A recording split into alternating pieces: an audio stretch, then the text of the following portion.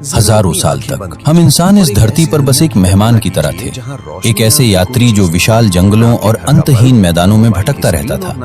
हमारी हर सुबह एक ही सवाल से शुरू होती थी, आज रात का खाना मिलेगा या नहीं। हर दिन जिंदगी बचाने की एक जंग थी, जहां या तो हम शिकारी थे या खुद किसी का शिकार बन जाते।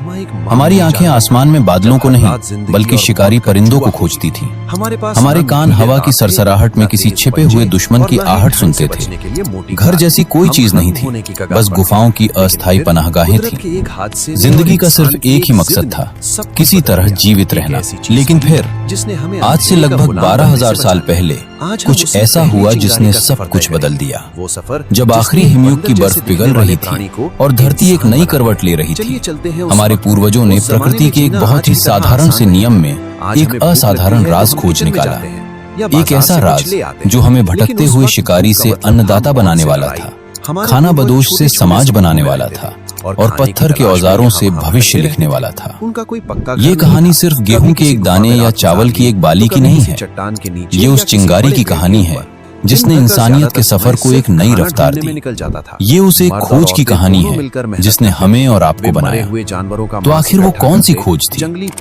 चलिए आज समय में पीछे चलते हैं और उस क्रांति की कहानी को परत दर परत खोलते हैं। जरा आज से 12,000 साल पहले की दुनिया की कल्पना कीजिए। एक ऐसी दुनिया जिसमें न शहर थे, न गांव, न खेत और न ही अगले पल की कोई गारंटी। ये पूरा पाषाण और मध्य पाषाण युग का समय था, मानव इतिहास का वो लंबा दौर जब हम शिकारी संग्राहक थे। हमारे पूर्वज 20 से 30 लोगों के छोटे छोटे कबीलों में रहते थे, जो लगातार भोजन और पानी की तलाश में एक जगह से दूसरी जगह भटकते रियलिटीज थे। उनकी पूरी जिंदगी प्रकृति के इशारों पर चलती थी। जब किसी इलाके में फल और कंदमूल खत्म हो जाते या जानवरों के झुंड कहीं और चले जाते, तो पूरे कबीले को अपना सामान समेटकर एक नई मंजिल की ओर निकलना पड़ता था। ये कभी न खत्म होने वाली यात्रा थी। इस जीवन में घर या स्थायित्व जैसी कोई बात ही नहीं थी। गुफाएं और पेड़ों की छांव ही उनका अस्थायी आशियाना हुआ करती थी। उनके औजार बहुत ही सरल थे, पत्थर को तोड़कर या दूसरे पत्थर पर घिसकर बनाए गए मोटे और भारी हथियार। इन्हीं पत्थरों से वो जानवरों का शिकार करते, उनकी खाल उतारते और हड्डियों को तोड़कर गूदा निकालते थे। ये एक मुश्किल और बेरहम जिंदगी थी। हर दिन एक नई चुनौती थी। कभी खूंखार जानवरों से सामना होता तो कभी बदलते मौसम की मार झेलनी पड़ती। भूख एक स्थायी साथी की तरह थी और मौत हमेशा आसपास ही मंडराती रहती थी। लेकिन इस संघर्ष के बीच भी हमारे पूर्वज बेवकूफ नहीं थे। वे अपने पर्यावरण के विशेषज्ञ थे। उन्हें पता था कि कौन सा फल जहरीला है और कौन सा खाने लायक। वे जानवरों के पैरों के निशान पढ़ सकते थे, मौसम का अंदाजा लगा सकते थे और जानते थे कि किस मौसम में कौन से पौधे कहाँ मिलेंगे। उन्होंने आग पर काबू पाना सीख लिया था, जो शायद मानव इतिहास की पहली बड़ी क्रांति थी। आग ने उन्हें सिर्फ गर्मी और रोशनी ही नहीं दी, बल्कि जंगली जानवरों से सुरक्षा भी दी। अब वे कच्चा मांस खाने की जगह भुना हुआ भोजन खा सकते थे, जो पचाने में आसान था और ज्यादा पोषण देता था। इस जीवन शैली में एक अजीब सी बराबरी भी थी। कोई अमीर या गरीब नहीं था, क्योंकि निजी संपत्ति जैसी कोई चीज ही नहीं थी। जो कुछ भी जमा होता था वो पूरे कबीले में बराबर बांटा जाता था। जिंदगी मुश्किल थी, पर सब साथ मिलकर जीते थे। मध्य प्रदेश की भीमबेटका जैसी गुफाओं में मिली हजारों साल पुरानी चित्रकारी इस बात की गवाह है कि शिकार और संघर्ष के बीच भी उनके अंदर एक कलाकार जिंदा था। वे अपनी जिंदगी, अपने शिकार और अपने रीति रिवाजों को चट्टानों पर उकेरते थे। लाखों सालों तक इंसान ने ऐसी ही जिंदगी जी। ये मानव इतिहास का 96% हिस्सा है। एक ऐसी जिंदगी जिसमें भविष्य की योजना बनाने का कोई मतलब नहीं था, क्योंकि अगला दिन ही अनिश्चित था। वे प्रकृति के साथ एक संतुलन में तो जी रहे थे, लेकिन वे हमेशा उसकी दया पर निर्भर थे। पर अब ये सब बदलने वाला था। एक ऐसी ताकत दस्तक दे रही थी जो इस संतुलन को हमेशा के लिए तोड़कर इंसानियत को एक नए रास्ते पर ले जाने वाली थी। लाखों साल के ठहराव के बाद आखिर ऐसा क्या हुआ कि इंसान ने हजारों सालों की अपनी शिकारी जीवन शैली को छोड़ने का फैसला कर लिया? ये कोई एक दिन में हुआ चमत्कार नहीं था, बल्कि इसके पीछे कई बड़ी वजहें थी, जिसमें संयोग, मजबूरी और प्रकृति का एक बहुत बड़ा खेल शामिल था। इस कहानी का एक बड़ा मोड़ आज से लगभग 12,900 से 11,700 साल पहले आया। इस समय को वैज्ञानिक यंगर ड्राइस कहते हैं, जब धरती का मौसम अचानक बहुत ठंडा और सूखा हो गया। ये एक छोटे हिमयुग जैसा था। इसका कारण पूरी तरह साफ नहीं है, लेकिन एक दमदार सिद्धांत ये है कि पिघलते हुए ग्लेशियरों का विशाल मीठा पानी उत्तरी अटलांटिक महासागर में बह गया, जिससे समुद्र की गर्मी को बैलेंस करने वाली धाराएं रुक गईं। वजह चाहे जो भी हो, इसका असर विनाशकारी था। तापमान अचानक गिर गया, जंगल सिकुड़ने लगे और मैमथ जैसे विशालकाय जानवर, जिनका हमारे पूर्वज शिकार करते थे, धीरे धीरे विलुप्त होने लगे। ये एक प्रलय जैसी स्थिति थी। जिन जंगलों और मैदानों पर शिकारी संग्राहक भोजन के लिए निर्भर थे, वे या तो बंजर हो गए या बर्फीली ठंड की चपेट में आ गए। सीरिया में अबू हुरैरा जैसे पुरातात्विक स्थलों से मिले सबूत बताते हैं कि इस दौरान शिकारी संग्राहक समुदायों को भोजन के भयानक संकट का सामना करना पड़ा। उनके खाने के पारंपरिक स्रोत खत्म हो रहे थे। अब सिर्फ शिकार पर निर्भर रहना नामुमकिन था। शायद इसी मजबूरी और हताशा के आलम में किसी ने कुछ ऐसा देखा होगा जिस पर पहले कभी किसी ने ध्यान नहीं दिया था। हो सकता है ये एक महिला रही हो जो अपने कबीले के लिए जंगली अनाज के दाने इकट्ठा कर रही थी। शायद कुछ दाने गलती से उसके डेरे के पास नम जमीन पर गिर गए। कुछ हफ्तों बाद जब बारिश हुई तो उसने देखा होगा कि उन्हीं गिरे हुए दानों से नए पौधे उगाए हैं। ये एक जादुई पल रहा होगा। ये समझना कि बीज सिर्फ खाने के लिए नहीं है, बल्कि उनसे नया जीवन, नया भोजन पैदा किया जा सकता है। ये मानव इतिहास का सबसे बड़ा यूरेका मोमेंट था। ये किसी एक इंसान या एक जगह की खोज नहीं थी। ये एक धीमी प्रक्रिया थी जो शायद दुनिया के कई हिस्सों में अलग अलग समय पर हो रही थी। लोग धीरे धीरे समझने लगे थे कि अगर वे बीजों को फेंकने के बजाय उन्हें सहेज कर रखें और सही समय पर मिट्टी में बो दें, तो उन्हें भोजन के लिए भटकना नहीं पड़ेगा। वे अपना भोजन खुद उगा सकते हैं। यंगर ड्राइस की ठंडक लगभग 1150 से 1300 साल तक चली। जब ये दौर खत्म हुआ और जलवायु फिर से स्थिर और गर्म होने लगी, तो खेती के लिए हालात और भी अच्छे हो गए। अब इंसान के पास ज्ञान भी था और प्रकृति का साथ भी। कुछ इतिहासकार इसमें एक मजेदार पहलू और जोड़ते हैं, आलस। हो सकता है कुछ कबीले बस इसलिए एक जगह टिक गए क्योंकि वे भोजन के लिए दूर दराज के इलाकों में भटक भटक कर थक चुके थे। उन्हें ये विचार ज्यादा आकर्षक लगा कि क्यों न भोजन को ही अपने पास उगा लिया जाए, बजाय इसके कि भोजन के पीछे भागा जाए। कारण चाहे जो भी रहा हो, जलवायु का दबाव, एक अचानक हुई खोज या बस भटकते जीवन से छुटकारा पाने की इच्छा, एक चिंगारी सुलग चुकी थी। इंसान ने प्रकृति के कोड को क्रैक कर लिया था। अब वो सिर्फ प्रकृति से लेने वाला नहीं, बल्कि उसे आकार देने वाला बनने की राह पर था। शिकार का युग खत्म हो रहा था और किसान का जन्म होने वाला था। खेती की वो चिंगारी सबसे पहले मध्य पूर्व के खास इलाके में एक बड़ी आग में बदली। इस इलाके को इतिहासकार फर्टाइल क्रिसेंट या उपजाऊ अर्धचंद्र कहते हैं। ये आज के इजराइल, जॉर्डन, सीरिया, तुर्की, इराक और ईरान के कुछ हिस्सों को मिलाकर बना एक चांद के आकार का क्षेत्र था। ये इलाका बहुत खास था। यहाँ टिग्रिस और यूफ्रेट्स जैसी नदियां बहती थीं और सबसे जरूरी बात, यहाँ गेहूं और जौ जैसी जंगली घासें बहुतायत में थीं। यहीं पर लगभग 10,000 ईसा पूर्व के आसपास दुनिया के पहले किसानों ने जानबूझकर बीज बोना और फसल काटना शुरू किया। ये नवपाषाण क्रांति की औपचारिक शुरुआत थी। जो फसलें उन्होंने सबसे पहले उगानी शुरू की वे थीं गेहूं, जौ, मटर, मसूर और चना। लेकिन ये प्रक्रिया सीधी नहीं थी। जंगली गेहूं के दाने छोटे होते थे और पकने पर बालियां टूटकर बिखर जाती थी, जिससे उन्हें इकट्ठा करना बहुत मुश्किल होता था। शुरुआती किसानों ने शायद अनजाने में ही एक तरह की जेनेटिक इंजीनियरिंग शुरू कर दी। वे उन पौधों के बीजों को अगले साल बोने के लिए चुनते थे जिनकी बालियां मजबूत होती थीं और दाने बड़े होते थे। हजारों सालों की इस चयन प्रक्रिया के बाद जंगली पौधे धीरे धीरे घरेलू फसलों में बदल गए। खेती के साथ साथ औजारों में भी क्रांति आई। पुरापाषाण काल के भारी भरकम पत्थरों की जगह अब नवपाषाण युग के ज्यादा बेहतर और पॉलिश किए हुए औजारों ने ले ली। जमीन खोदने के लिए पत्थर की कुदालें बनी, फसल काटने के लिए चकमक पत्थर या हड्डियों से बनी दरांती का आविष्कार हुआ। अनाज पीसकर आटा बनाने के लिए पत्थर के सिलबट्टे बनाए गए। ये औजार भले ही साधारण लगे, पर इन्होंने खेती को कहीं ज्यादा आसान बना दिया। ये क्रांति सिर्फ एक जगह तक सीमित नहीं रही। चीन में यांगजी और पीली नदी की घाटियों में लगभग 9000 साल पहले लोगों ने जंगली चावल को उगाना शुरू किया। अमेरिका में मक्का और सेम की खेती शुरू हुई और अफ्रीका में ज्वार और बाजरा उगाया जाने लगा। अब कहानी को भारतीय उपमहाद्वीप में लाते हैं।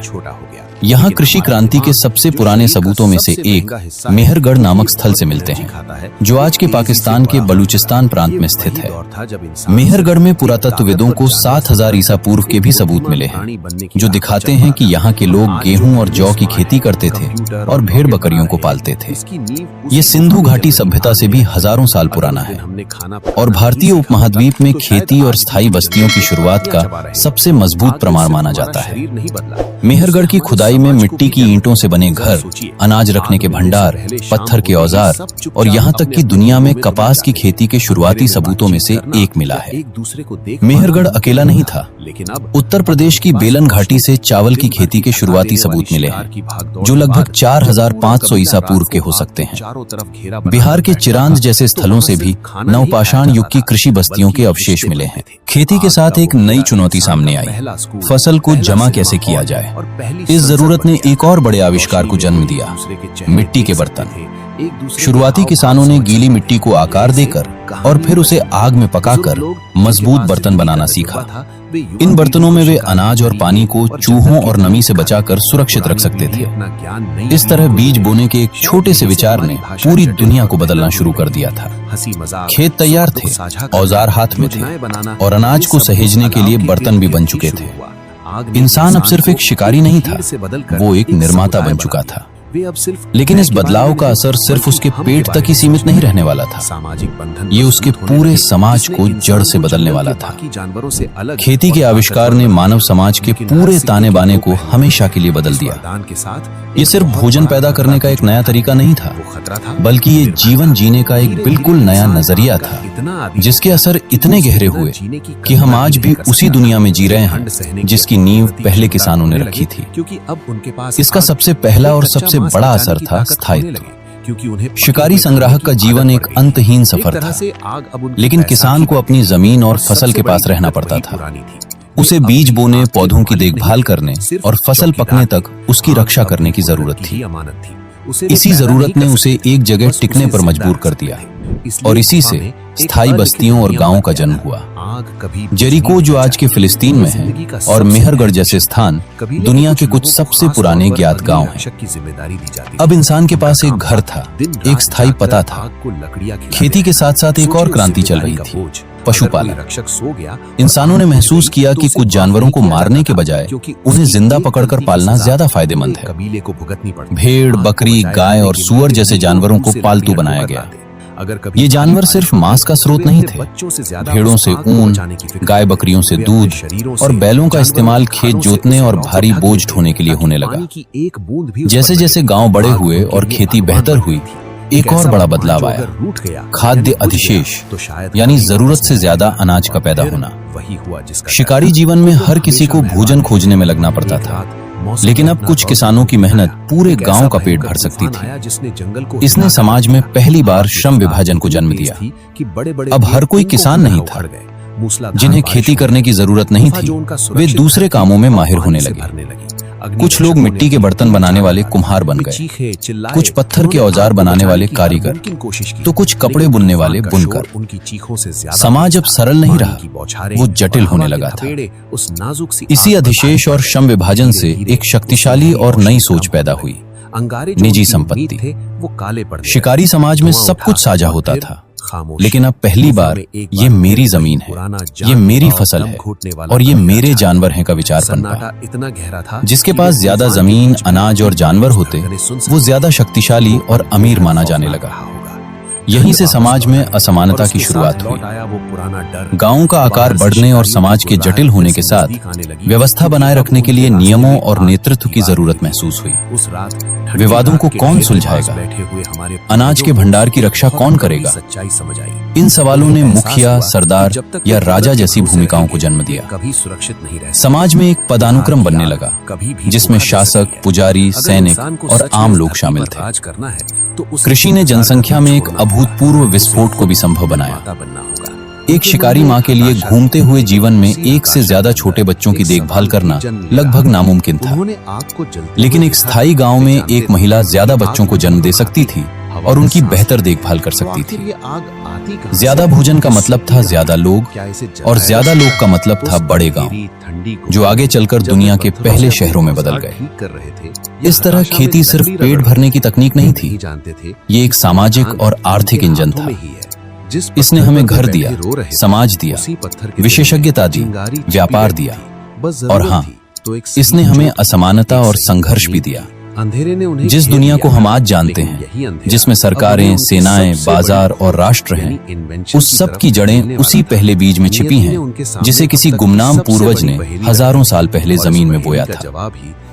अब तक हमने कृषि क्रांति की शानदार कहानी सुनी है, कैसे एक खोज ने हमें अनिश्चितता से निकालकर सभ्यता की दहलीज पर खड़ा कर दिया। लेकिन क्या ये कहानी इतनी सीधी है? क्या इस तरक्की की कोई कीमत नहीं चुकानी पड़ी? कुछ इतिहासकार और मानव विज्ञानी जैसे कि जेरेड डायमंड कृषि को मानव इतिहास की सबसे बड़ी गलती तक कहते हैं। ये एक चौंकाने वाला विचार है, लेकिन इसके पीछे कुछ ठोस तर्क हैं। पहला बड़ा नुकसान था हमारे खानपान में गिरावट। शिकारी संग्राहक दर्जनों तरह के फल, कंदमूल, मेवे और जानवरों का मांस खाते थे, जिससे उन्हें हर तरह के विटामिन और प्रोटीन मिल जाते थे। इसके उलट शुरुआती किसान कुछ गिनी चुनी फसलों जैसे गेहूं, चावल या मक्का पर निर्भर हो गए। उनका पेट तो भर जाता था, लेकिन उनके भोजन से पोषण की विविधता गायब हो गई। प्राचीन कंकालों के अध्ययन से पता चलता है कि शुरुआती किसानों का कद छोटा था, उनके दांतों में ज्यादा सड़न थी, और वे पोषण की कमी से होने वाली बीमारियों से ज्यादा पीड़ित थे। दूसरा बड़ा खतरा था अकाल का डर। एक शिकारी संग्राहक कबीले के पास भोजन के कई विकल्प होते थे। अगर एक तरह का फल नहीं मिला तो कुछ और खा लिया, लेकिन एक किसान पूरी तरह से अपनी फसल पर निर्भर था। अगर सूखा पड़ गया, बाढ़ आ गई या कीड़ों ने फसल बर्बाद कर दी, तो पूरे गांव के सामने भूखमरी का संकट खड़ा हो जाता था। एक ही खाद्य स्रोत पर निर्भरता ने समाज को बहुत कमजोर बना दिया। तीसरी बड़ी कीमत थी बीमारियों का फैलाव। जब लोग छोटे घुमंतु समूहों में रहते थे तो महामारियां फैलना मुश्किल था, लेकिन गांवों और शहरों में हजारों लोग एक दूसरे के करीब घनी आबादी में रहने लगे। इसके अलावा पालतू जानवरों के बेहद करीब रहने से चेचक, खसरा और इन्फ्लुएंजा जैसी कई नई बीमारियां जानवरों से इंसानों में फैलने लगी। चौथा, कृषि ने काम और मेहनत को बहुत ज्यादा बढ़ा दिया। माना जाता है कि शिकारी संग्राहक भोजन जुटाने के लिए हफ्ते में बस 15 से 20 घंटे ही काम करते थे। बाकी समय वे आराम करने और सामाजिक मेलजोल में बिताते थे। वहीं एक किसान को सुबह से शाम तक खेत में कमर तोड़ मेहनत करनी पड़ती थी। ये एक अंतहीन और थकाऊ काम था। कंकालों पर गठिया के निशान इस बात का सबूत हैं कि खेती का जीवन शरीर के लिए कितना कठोर था। और अंत में, जैसा कि हमने पहले देखा, कृषि ने सामाजिक असमानता और युद्ध को जन्म दिया। जब जमीन और अनाज के रूप में संपत्ति जमा होने लगी तो लालच और संघर्ष पैदा हुआ। एक गांव दूसरे गांव के अनाज पर हमला करने लगा। समाज शासकों और शासितों, अमीरों और गरीबों में बंट गया। युद्ध और गुलामी जैसी संस्थाएं कृषि समाज की ही देन है। तो क्या इसका मतलब यह है कि कृषि एक गलती थी? शायद नहीं। ये एक ऐसा जाल था जिसमें इंसानियत एक बार फंसने के बाद बाहर नहीं निकल सकती थी। खेती ने भले ही व्यक्तिगत स्तर पर जीवन को ज्यादा कठिन बना दिया हो, लेकिन इसने जनसंख्या वृद्धि को संभव बनाया। एक बार जब आबादी बढ़ गई तो वापस शिकारी जीवन की ओर लौटना नामुमकिन था, क्योंकि वो जीवन शैली इतनी बड़ी आबादी का पेट नहीं भर सकती थी। ये एक तरह का समझौता था। हमने व्यक्तिगत स्वास्थ्य, आराम और बराबरी की कीमत पर खाद्य सुरक्षा और बड़ी आबादी को चुना। ये एक ऐसी क्रांति थी जिसने हमें सभ्यता तो दी, लेकिन उसकी एक भारी कीमत भी वसूली। तो चलिए वापस आज की दुनिया में लौटते हैं। आप शायद ही अपने स्मार्टफोन पर देख रहे हैं, एक आरामदायक कुर्सी पर बैठकर अपने घर की चारदीवारी के अंदर। हो सकता है कि आपने अभी अभी भोजन किया हो जिसमें रोटी या चावल शामिल हो। क्या आपने कभी सोचा है कि आपके जीवन की ये साधारण सी सच्चाई उस पहली फसल से कैसे जुड़ी है जिसे हजारों साल पहले किसी गुमनाम इंसान ने बोया था? वो एक खोज जिसने हमें शिकारी से अन्नदाता बनाया, मानव इतिहास की सिर्फ एक घटना नहीं है, ये वो नींव है जिस पर हमारी पूरी आधुनिक दुनिया खड़ी है। आपके हाथ में मौजूद स्मार्टफोन, जिस शहर में आप रहते हैं, जो किताबें आप पढ़ते हैं, जिस सरकार को आप चुनते हैं, इनमें से कुछ भी मुमकिन नहीं होता अगर हम आज भी भोजन की तलाश में भटक रहे होते। खेती ने हमें स्थायित्व दिया और उसी स्थायित्व ने हमें समय दिया। समय सोचने का, आविष्कार करने का, लिखने का, कला बनाने का और ब्रह्मांड के रहस्यों को समझने का। जब पेट भरने की चिंता कम हुई तभी दिमाग का विकास सही मायनों में शुरू हुआ। गांवों से शहर बने, शहरों से साम्राज्य बने और साम्राज्यों ने ज्ञान विज्ञान को जन्म दिया। हाँ, ये रास्ता हमेशा आसान नहीं रहा। हमने देखा कि कैसे खेती अपने साथ बीमारियां, असमानता और युद्ध भी लेकर आई। आज भी हम उन चुनौतियों से जूझ रहे हैं। जलवायु परिवर्तन हमारी खाद्य सुरक्षा के लिए एक नया खतरा है और औद्योगिक खेती ने हमारे पर्यावरण को नुकसान पहुंचाया है। लेकिन कहानी का सार ये है, उस पहले बीज ने हमें सिर्फ भोजन नहीं दिया, उसने हमें अपना भविष्य बनाने की क्षमता दी।